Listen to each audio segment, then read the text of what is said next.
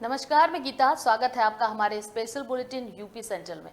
UP central में आपको रूबरू कराएंगे उत्तर प्रदेश के हर जिले की बड़ी खबरों से। लेकिन सबसे पहले नजर डाल लेते हैं हेडलाइंस पर।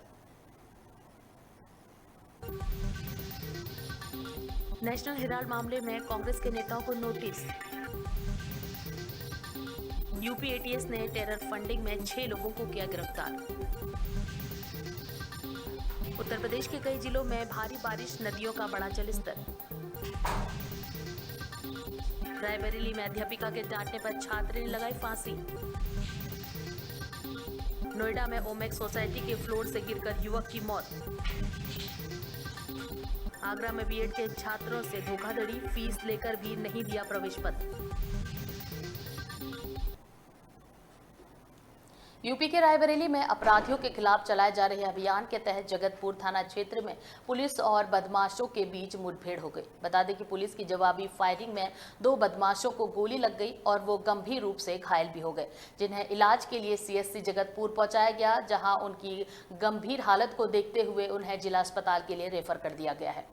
जानकारी के मुताबिक जिले के जगतपुर थाना क्षेत्र के बिंदागंज शारदा नहर पुल पर जगतपुर पुलिस और बदमाशों के बीच मुठभेड़ हो गई और पुलिस को देख बदमाशों ने गोली चला दी, जिस पर पुलिस टीम ने भी जवाबी फायरिंग की और जिसमें 2 बदमाशों के पैर पर गोली लग गई है। वहीं उनके तीसरे साथी को पुलिस ने दौड़ाकर पकड़ लिया है। बता दें कि घायल बदमाश अर्जुन व रोहतास को इलाज के लिए तत्काल जगतपुर सीएससी पहुंचाया गया, लेकिन उनकी हालत गंभीर देख ड्यूटी पर मौजूद चिकित्सक ने उन्हें इलाज के लिए जिला अस्पताल रेफर कर दिया है। अधीक्षक रायबरेली महोदय के आदेश से पूरे जनपद में शाम को दोपहर में सभी जगह चेकिंग कराई जा रही है, जो लूट और इस तरह की अपराध की घटनाओं को रोकने के लिए कराई जाती है। इसी क्रम में पुलिस अधीक्षक महोदय का ये भी आदेश था कि लिंक रोडों पर भी चेकिंग कराई जाए, जो मुख्य मार्गों से मिलते हैं, क्योंकि बदमाश जो है आमतौर से घटनाएं करने के बाद इन रोडों से भागते हैं और इन्हीं रोडों से आते हैं। इसी क्रम में थाना जगतपुर की पुलिस बिंद्रापुर पुलिया है, जो कि ऊंचाहार रोड लिंक करती है, उसी नहर पर चेकिंग कर रही थी, जहां पर 3 संदिग्ध व्यक्ति उनको दिखाई दिए, जो पीठ पर झोला लटकाए हुए थे, जिसको संदिग्ध जान के जब पुलिस ने रोका उन्हें तो वो फिर भागे। और मैनपुरी में थाना बिछुआ पुलिस और सर्विलांस टीम को बड़ी सफलता मिली है। बता दें कि थाना बिछुआ इलाके के गांव सिगारपुर के समीप चेकिंग के दौरान बाइक सवार को रोकने पर बदमाशों ने पुलिस टीम पर फायरिंग कर दी है और जवाबी कार्रवाई में मुठभेड़ के दौरान बदमाश के पैर में गोली लगी है और पुलिस ने बदमाश के कब्जे से तमंचा, कारतूस और बाइक बरामद की है और घायल बदमाश को पुलिस ने इलाज के लिए जिला अस्पताल में भेजा है। बता दें कि पकड़े गए बदमाश दीवान उर्फ पुनीत पर विभिन्न जनपदों में 17 मुकदमे भी दर्ज है। वहीं बदमाश के ऊपर आईजी रेंज द्वारा 50,000 रुपए का इनाम घोषित किया गया था और वहीं इनामी बदमाश 4 मुकदमों में 3 महीने से मैनपुरी में वांछित चल रहा था और इनामी बदमाश थाना बरनाहल के गांव भदौलपुर का निवासी है।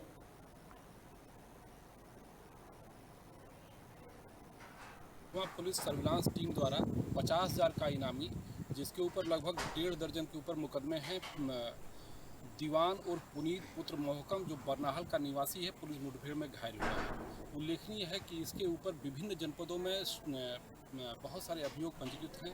नोएडा में इसने डकैती डाली थी, मर्डर किया था। फिरोजाबाद में भी इसके द्वारा 3 लूट की घटनाएं की गई थी। यहाँ मैनपुरी में 4 मुकदमे में ये कई महीने से वांछित चल रहा था। इसके ऊपर 50,000 रुपये का इनाम आईजी रेंज महोदय द्वारा घोषित था। आज जब बिछवा पुलिस बेवर की घटना में ये मामूर थे, उसी दौरान। और अब अगली खबर है फिरोजाबाद से। फिरोजाबाद जिले में लगातार बारिश के चलते कई स्थानों पर जल भराव हो गया है और बारिश से ओवरफ्लो होकर नहर कटने की जानकारी मिल रही है। बता दें कि नहर कटने की जानकारी मिलते ही जिलाधिकारी, अपर जिलाधिकारी, उप जिलाधिकारी और नहर विभाग के अधिकारियों के साथ रात में ही वहां मौके पर पहुंच गए और किसानों की फसल हर हाल में बचाने के उन्हें निर्देश दिए गए हैं। बता दें कि हर हाल में किसानों की फसल बचाई जाए, ये उनका निर्देश है और कई जगह नहर कटने की सूचना भी मिली है, वहां रोकने के लिए अधिकारी लगाए गए हैं। शिकोहाबाद के स्वामी नगर के पास भी पहुंचे, जहां किसानों का भारी नुकसान हुआ है। आए हैं, डीएम साहब भी आए थे। देखिए, जनपद में कल रात्रि से ही लगातार बारिश हो रही थी, काफ़ी तेज़ बारिश थी। आज ऊपर भी काफ़ी बारिश हुई है।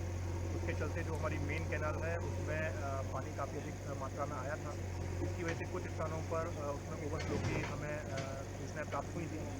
तत्काल सिंचाई विभाग के अधिकारियों को निर्देशित कर दिया गया कि वो वहाँ पर जाके स्वयं स्थलीय निरीक्षण करें और उसका समाधान कराएं। जिलाधिकारी महोदय द्वारा भी कुछ जगह पर इसमें विजिट किया गया। साथ ही जितने भी हमारे एसडीएम हैं वो लगातार फील्ड में जाके उन स्पॉट को चेक कर रहे हैं जहाँ पर नहर की ओवरफ्लो या कचरे की समस्या आ रही है। वर्तमान में अभी सभी जगह लगभग स्थिति कंट्रोल है और अगले एक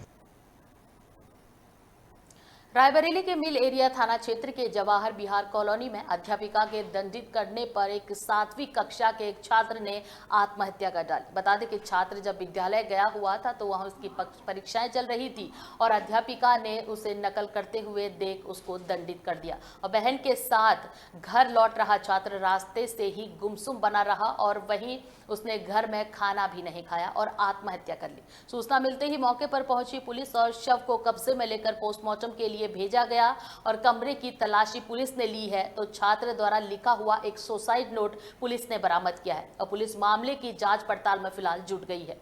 जानकारी के मुताबिक जिले के मिल एरिया थाना क्षेत्र के जवाहर विहार कॉलोनी में रहने वाला यश शहर के रतापुर के पास संचालित सेंट पीटर स्कूल में 7वीं कक्षा का छात्र था और उसकी परीक्षा चल रही थी और परीक्षा के दौरान छात्र को चीटिंग करते देख अध्यापिका ने और उसको डांट लगाई और कक्षा में ही उसकी पिटाई कर दी।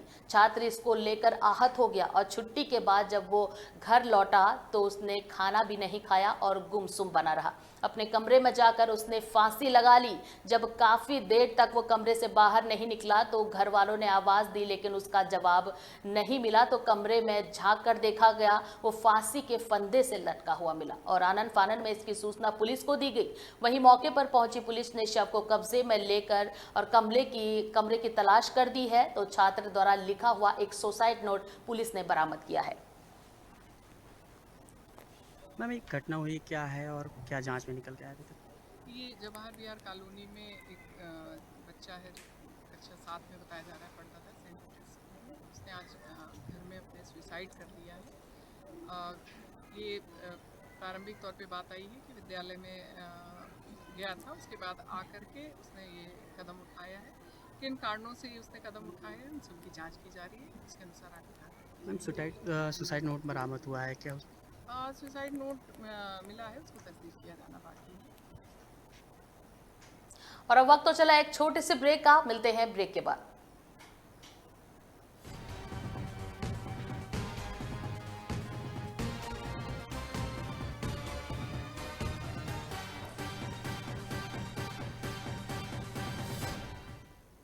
देश दुनिया, गांव कस्बा, क्या हुआ दिन भर, कौन सी खबर रही चर्चा में, हर खबर का अपडेट समेटे।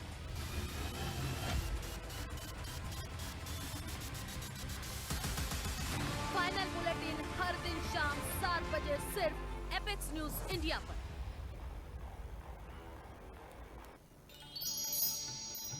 ग्रह नक्षत्रों की वास्तविक चाल, धर्म चर्चा हो या फिर आपका राशिफल, कौन सी घड़ी है शुभ, कौन सी अशुभ, आज क्या करें क्या ना करें, किस्मत का हर लेखा जोखा बताने आ गया आपका अपना कार्यक्रम भाग्य कनेक्शन। हर रात 11 बजे से सिर्फ एपेक्स न्यूज इंडिया पर।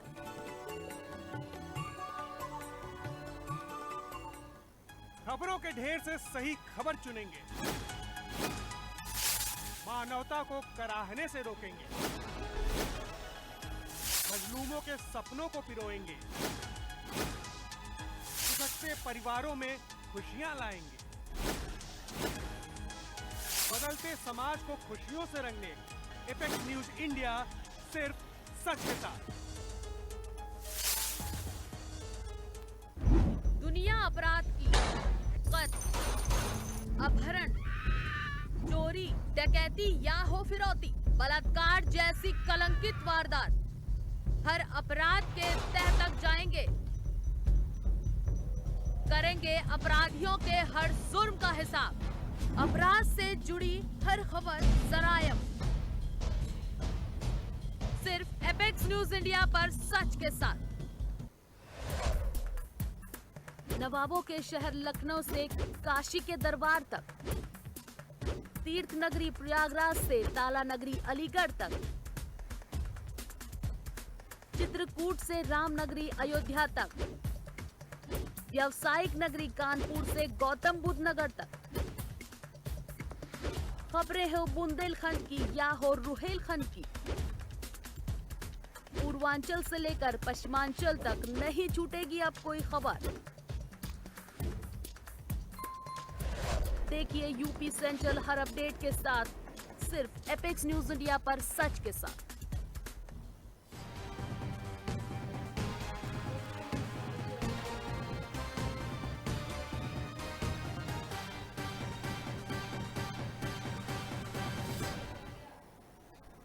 ब्रेक के बाद एक बार फिर से आप सभी का स्वागत है।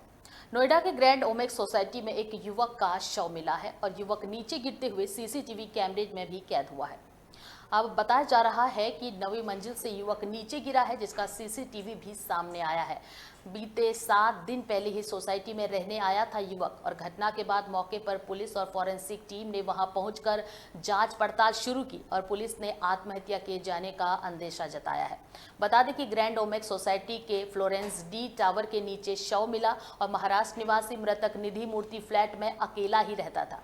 शुरुआती जांच में मामला सुसाइड का प्रतीत हो रहा है और नोएडा के थाना फेज 2 थाना क्षेत्र के ग्रैंड ओमेक्स सोसाइटी का ये पूरा मामला बताया जा रहा है।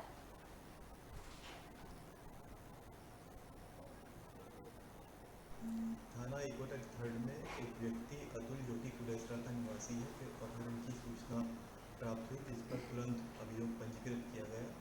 दौरान विवेचना ये पाया गया कि अतुल का एक लड़की के साथ प्रेम संबंध है, जिसको लेके दोनों के परिवारों के बीच में तनाव है। इसमें जब और गहनता से तफ्तीश करी गई तो ये ज्ञात हुआ कि अतुल को लड़की के चाचा अनिल ने मिलने के बहाने बुलाया था और वहीं पे उसने अतुल की हत्या कर दी गई है। अतुल की जो बॉडी है वो अनिल की निशानदेही पे हिंडन नदी के दूर।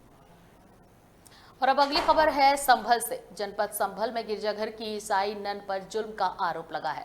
बता दें कि घर में घुसकर हिंदू देवी देवताओं की तस्वीरें जलाने का उस पर आरोप है और पीड़ित विलियम ने वीडियो वायरल कर न्याय की गुहार लगाई है।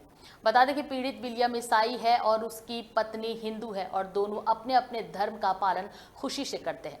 और ये घटना उत्तर प्रदेश के संभल जिले के नखासा थाना के सिरसा नाल गांव की बताई जा रही है, जहां ईसाई धर्म के लोगों का गिरजाघर बना हुआ है और आरोप है कि गिरजाघर में रहने वाली कुछ नन कल शाम पीड़ित परिवार के घर पहुंचे और पीड़ित विलियम ईसाई धर्म से है, जबकि उसकी पत्नी सुनीता देवी हिंदू धर्म से है और उसकी पत्नी ने घर में कुछ हिंदू देवी देवताओं की तस्वीरें भी लगा कर रखी है और गिरजाघर की नन ने उसके घर में जबरदस्ती प्रवेश किया और पवित्र हिंदू देवी देवताओं की तस्वीरों को खंडित कर दिया। उसके बाद उन तस्वीरों को जला भी दिया गया है, जिससे पीड़ित परिवार बहुत सदमे में है और पीड़ित परिवार की मांग है कि उसको सुरक्षा दी जाए और न्याय दिलाया जाए और उस पर धर्म परिवर्तन का दबाव न डाला जाए। बता दें कि इस घटना के बाद सिरसा नाल गांव तथा आसपास के क्षेत्र के हिंदू समुदाय के लोगों में बहुत ज्यादा आक्रोश देखने को मिला।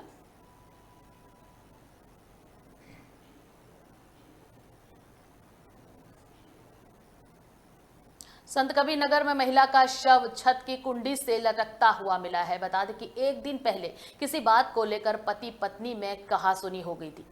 आपको बता दें कि दुधारा थाना क्षेत्र में शादी के बाद पति के साथ रह रही मृतक सावित्री की कुछ सुबह घर में छत की कुंडी से लटकती लाश मिलने से क्षेत्र में हड़कंप मच गया और सूचना पाकर मौके पर पहुंची पुलिस ने शव को पोस्टमार्टम के लिए भेजकर जांच शुरू कर दी है। आपको बता दें कि मृतका की शादी दिगवा निवासी विकास के साथ 2019 में हुई थी और इसके पास 1 साल की बच्ची भी है और विकास बस्ती में रेलवे में संविदा पर सफाई कर्मचारी है। बता दें कि कल पति पत्नी में चाय पीने को लेकर कहासुनी हो गई थी, जिसके बाद सावित्री ने छत की कुंडी से लटककर अपनी जान दे दी। वहीं मृतका के पिता और भाई ने ससुराल वालों पर दहेज उत्पीड़न का आरोप लगाते हुए कहा कि दहेज को लेकर आए दिन पति पत्नी में लड़ाई हुआ करती थी, जिसको लेकर मृतका सावित्री ने ये कदम उठाया है। वहीं परिजनों ने थाने में तहरीर देकर कार्रवाई की मांग की है। थाना दुधारा जनपद संत कबीर नगर के एक गांव डिगवा पड़ता है, जहां पर एक महिला द्वारा फांसी लगा दी गई। इस संबंध में इसके विवाह को 2 वर्ष हुए थे। इस संबंध में थाना स्तर पर दहेज मृत्यु का मुकदमा पंजीकृत किया गया है और मृतका का शव पंचायतनामा करने के बाद पीएम के लिए मोर्चरी भेजा जा चुका है तथा संबंधित अभियुक्त की गिरफ्तारी के प्रयास किए जा रहे हैं और समस्त विधिक कार्रवाइयाँ पूरी की जा रही हैं। आगरा में बारिश का कहर जारी है। बता दें कि बारिश के चलते निगम क्षेत्र लेबर कॉलोनी की बेस्ट ग्लास की पुलिया ध्वस्त हो गई, जिससे कई लोगों के घर पानी में घुस गए हैं। फिरोजाबाद के लेबर कॉलोनी में पानी ही पानी नजर आ रहा है।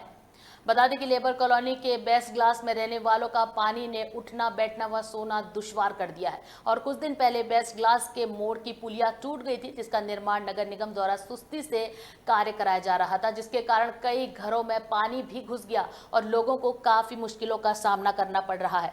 लोगों का अपने घर गिर जाने का डर सता रहा है। जबकि स्थानीय लोगों से बात भी की तो उनका कहना था कि इस पुलिया के टूटने के कारण हमारे घरों में पानी घुस आया है और कुछ घर तो तबाह भी हो गए हैं, मगर अभी तक उनके यहाँ कोई वोट मांगने वाला नेता नहीं पहुंचा है।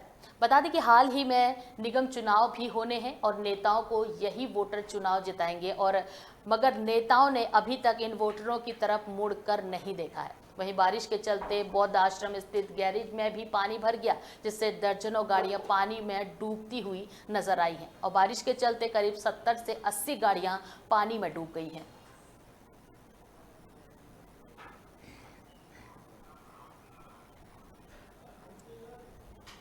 और अब वक्त तो चला एक और छोटे से ब्रेक का, कहीं जाइएगा नहीं, खबरों का सिलसिला यूं ही जारी रहेगा।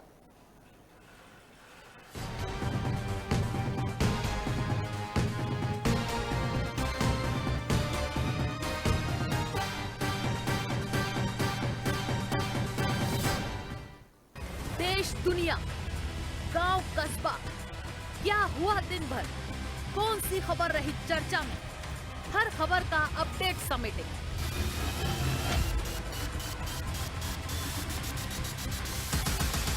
फाइनल बुलेटिन हर दिन शाम 7 बजे सिर्फ एपेक्स न्यूज इंडिया पर।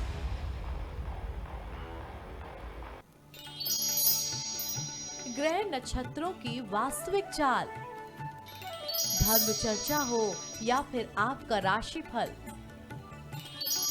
कौन सी घड़ी है शुभ, कौन सी अशुभ, आज क्या करें क्या ना करें, किस्मत का हर लेखा जोखा बताने आ गया आपका अपना कार्यक्रम भाग्य कनेक्शन। हर रात 11 बजे से सिर्फ एपेक्स न्यूज इंडिया पर।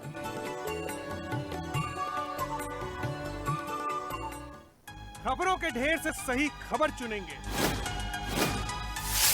मानवता को कराहने से रोकेंगे, मजलूमों के सपनों को पिरोएंगे, बिछड़ते परिवारों में खुशियां लाएंगे, बदलते समाज को खुशियों से रंगने एपेक्स न्यूज इंडिया सिर्फ सच के साथ। दुनिया अपराध की, कत्ल, अपहरण, चोरी, डकैती या हो फिरौती, बलात्कार जैसी कलंकित वारदात, हर अपराध के तह तक जाएंगे, करेंगे अपराधियों के हर जुर्म का हिसाब, अपराध से जुड़ी हर खबर सरायम, सिर्फ एपेक्स न्यूज इंडिया पर सच के साथ। नवाबों के शहर लखनऊ से काशी के दरबार तक, तीर्थ नगरी प्रयागराज से ताला नगरी अलीगढ़ तक, चित्रकूट से रामनगरी अयोध्या तक, व्यावसायिक नगरी कानपुर से गौतम बुद्ध नगर तक, खबरें हो बुंदेलखंड की या हो रुहेलखंड की, पूर्वांचल से लेकर पश्चिमांचल तक नहीं छूटेगी अब कोई खबर। देखिए यूपी सेंट्रल हर अपडेट के साथ सिर्फ एपेक्स न्यूज इंडिया पर सच के साथ।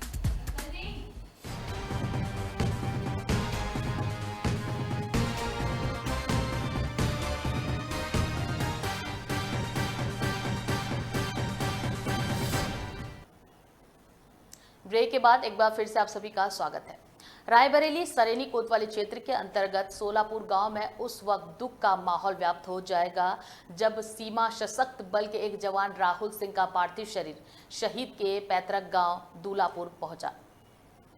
बता दें कि परिजनों में कोहराम मच गया। आपको बता दें कि राहुल सिंह सीमा सशस्त्र बल में तैनात थे और उन्होंने सीमा सशस्त्र बल में लगभग 13 वर्ष सेवा की है और 22 सितंबर को अचानक तबीयत खराब हो जाने के कारण उसे बलरामपुर जिला अस्पताल में ले जाया गया, जहां पर डॉक्टरों ने राहुल सिंह को मृत घोषित कर दिया और जिसकी सूचना उसके परिजनों को भी दी गई है। तो परिजनों का रो रो कर बुरा हाल है। बता दें कि इस विनम्र श्रद्धांजलि में सरेनी कोतवाली प्रभारी निरीक्षक हरकेश सिंह, जिला अध्यक्ष और राकेश बहादुर सिंह और कैप्टन रमेश कुमार, सूबेदार वंशराज सिंह आदि ने श्रद्धांजलि अर्पित की।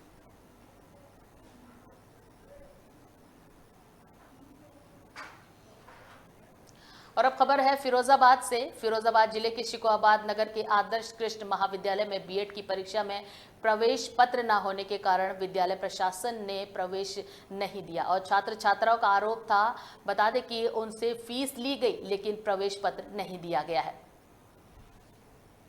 उनका इस विद्यालय में सेंटर पड़ा था और जिस विद्यालय में एडमिशन लिया, फीस जमा की, उस विद्यालय ने उनके जीवन से खिलवाड़ किया है और इसकी सूचना पुलिस को भी दी गई और पुलिस ने मौके पर पहुंची, लेकिन जहां छात्र छात्राएं हंगामा कर रहे थे उससे कोई संबंध नहीं था। प्राचार्य मोहकम सिंह यादव का कहना है कि उनके विद्यालय में 15 विद्यालय के सेंटर है जिन पर प्रवेश पत्र था और जिनको प्रवेश दिया है, जिनके पास नहीं है उन्हें प्रवेश नहीं दिया और कुछ छात्र छात्राओं ने 20 मिनट लेट दिया, उनकी परीक्षा करा दी गई है और कुछ छात्र छात्राओं ने कैंपस के बाहर हंगामा किया है। उससे हमें कोई लेना देना नहीं, वो छात्र छात्रा अन्य विद्यालय के हैं।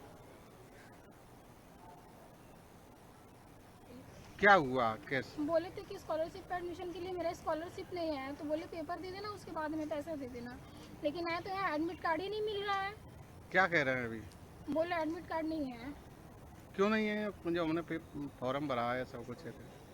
कितने ऐसे बच्चे इन्होंने गाली भी बच्चों को दी, जाकर जो कुछ करना हो मेरा कर लो, मैं एडमिट कार्ड नहीं दूंगा। बच्चे बाहर से हैं और जो लोग बच्चे बाहर से आएंगे आप और कहते हैं शाम को देंगे एडमिट कार्ड देंगे। परीक्षा कब थी? परीक्षा आज ही है, 2:30 बजे। वोकल फॉर लोकल के तहत एक जनपद एक उत्पाद व हस्तशिल्पियों के निर्मित उत्पादों की प्रदर्शनी 23 से 25 सितंबर तक सदर कोतवाली स्थित हिंद स्पोर्ट्स स्टेडियम में लगाई गई है, जहां हाथ से निर्मित अलग अलग तरह की चीजों के स्टॉल लगाए गए हैं। आपको बता दें कि केंद्र व प्रदेश सरकार के द्वारा स्थानीय उद्योगों को बढ़ावा देने के लिए ODOP योजना के तहत 3 दिवसीय हस्तशिल्प एवं लघु उद्योग की 3 दिवसीय प्रदर्शनी का आयोजन हिंद स्पोर्ट्स स्टेडियम पर आयोजित किया गया और प्रदर्शनी का शुभारंभ बीजेपी जिलाध्यक्ष ओमवीर खड़कवंशी ने फीता काट कर किया है। बता दें कि हस्तशिल्प उद्योगों को बढ़ावा देने के लिए 3 दिवसीय प्रदर्शनी के दौरान 2 दर्जन उद्यमियों जिसमें अनेक हस्तशिल्प उत्पादों की 2 दर्जन स्टॉल लगाई और जिला उद्योग के सहायक प्रबंधक राजेंद्र कुमार वर्मा में बता दें कि ODOP योजना के अंतर्गत होने वाले लाभ एवं केंद्र एवं प्रदेश सरकार के द्वारा इससे गरीब व कमजोर वर्ग को लाभ दिए जाने के साथ साथ भारतीय उत्पादन को बढ़ावा देने संबंधी विस्तृत जानकारी दी गई और इस दौरान उप जिलाधिकारी विनय कुमार मिश्र ने भी हस्त निर्मित उत्पादों को ध्यानपूर्वक देखकर उनके बारे में जानकारी हासिल की।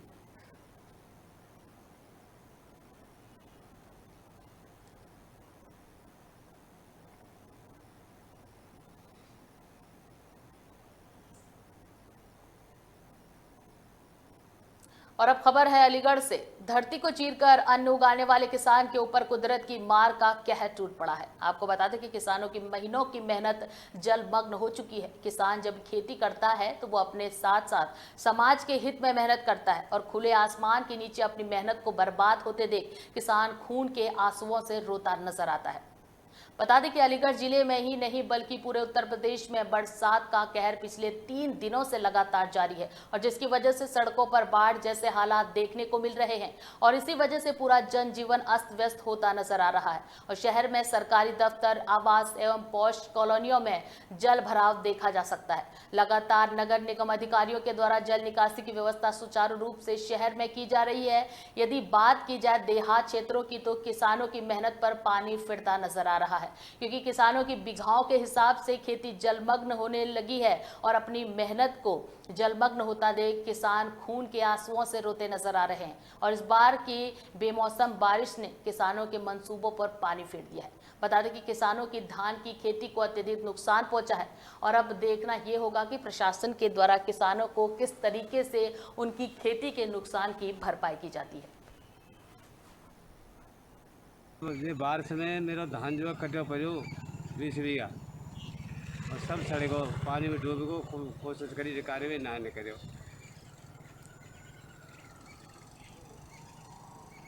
बाकी तो खेत ले 1.5 लाख रुपया में 80,000 रुपये में लगा के लगभग 1 रुपया को दाम से फायदा ना, नहीं एक दाना दाम से मिलता पूरा सड़े गो साहब। देख लो तो आपने किसी से शिकायत की? अब शिकायत करे जांग हो जी। अब कल तो गया ना हूँ, व्यापार से होता रही है दिन भर। अब जाऊँगा। क्या नाम है तुम्हारा? मेरा नाम केरी सिंह है। निवासी कहाँ के हो?